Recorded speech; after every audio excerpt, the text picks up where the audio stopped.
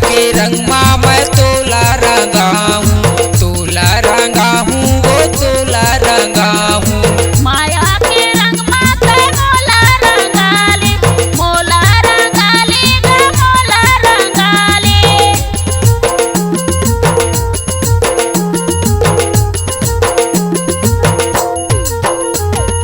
माया के रंग माँ मैं तोला रंगा हूँ, तोला रंगा हूँ, वो तोला रंगा हूँ। माया के रंग माते मोला रंगाले, मोला रंगाले ग मोला रंगाले। रंगे माँ तोला रसाते हूँ ना, रंगे माँ तोला रंगाते हूँ ना। फगुने माँ हो होली के दिन हो, रंग मैं रंगा हूँ तोल संग माँ।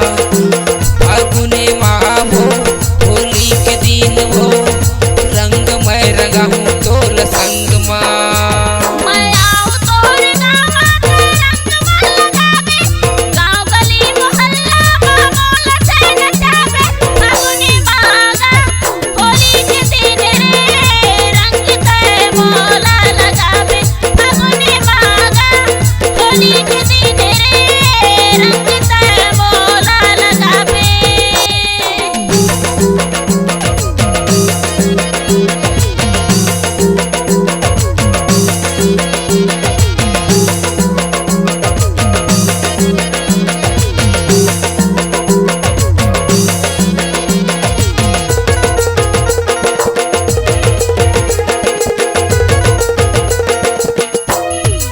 हरा पीला ला मैं तोला लगा हूँ, तोला लगा हूँ, वो तोला लगा हूँ। नीला पीला लाते मोला लगावे, मोला लगावे ग मोला लगावे।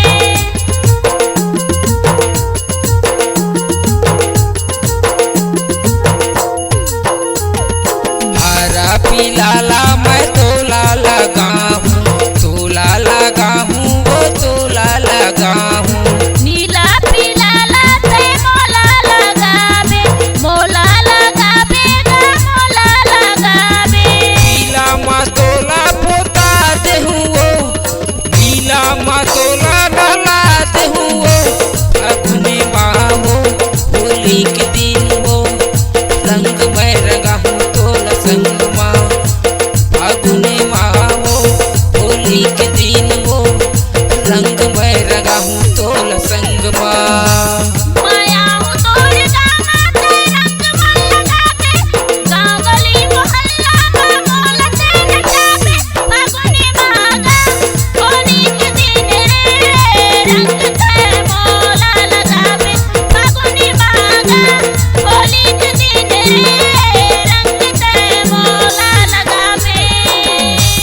अरे आप मोर गाँव माँ तोर रंग मैं रंगा हूँ, गाँव गली मोहल्ला माँ तोला वो नचा हूँ। फागुने माँ वो होली के दिन वो, रंग